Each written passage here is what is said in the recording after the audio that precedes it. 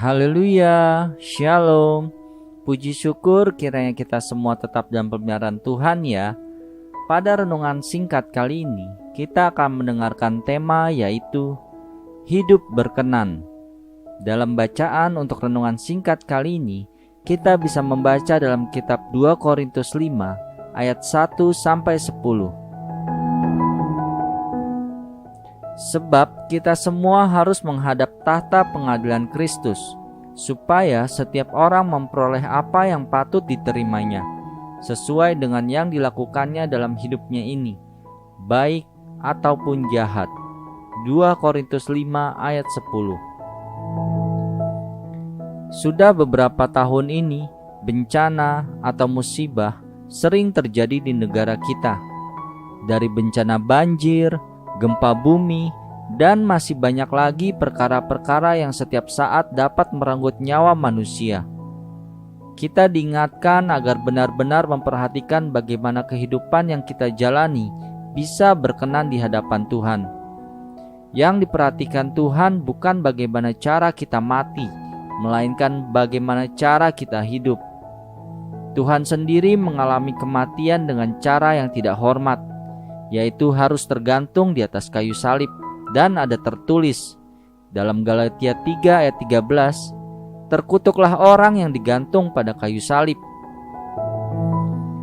Namun, ada rencana indah di balik peristiwa itu. Sesungguhnya hidup di dunia ini hanyalah sementara. Diperibahasakan seperti seseorang yang singgah untuk sekedar minum. Kita ini hanyalah pendatang dan perantau. Kita bisa melihat dalam 1 Petrus pasal 2 ayat 11. Maka dari itu, perhatikanlah dengan saksama bagaimana kamu hidup. Janganlah seperti orang bebal, tetapi seperti orang arif. Efesus pasal 5 ayat 15.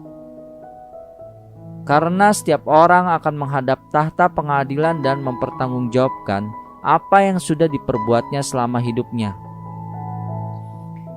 Jadi di waktu yang sangat singkat ini, mari kita gunakan sebaik mungkin. Alkitab menyatakan bahwa hidup ini ibarat orang yang sedang berkemah.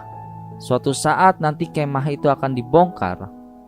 Namun, bagi orang percaya, Tuhan telah menyediakan suatu tempat kediaman di sorga bagi kita. Suatu tempat kediaman yang kekal, yang tidak dibuat oleh tangan manusia. 2 Korintus 5 ayat 1. Bukan waktunya lagi untuk bermalas-malasan atau ogah-ogahan melayani Tuhan.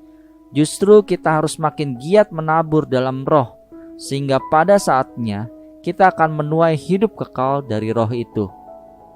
Di akhir renungan singkat ini, saya akan membacakan kata-kata penutup bagi kita semua. Milikilah hidup yang berkenan kepada Tuhan sebelum waktu itu datang menjemput kita. Haleluya. Amin.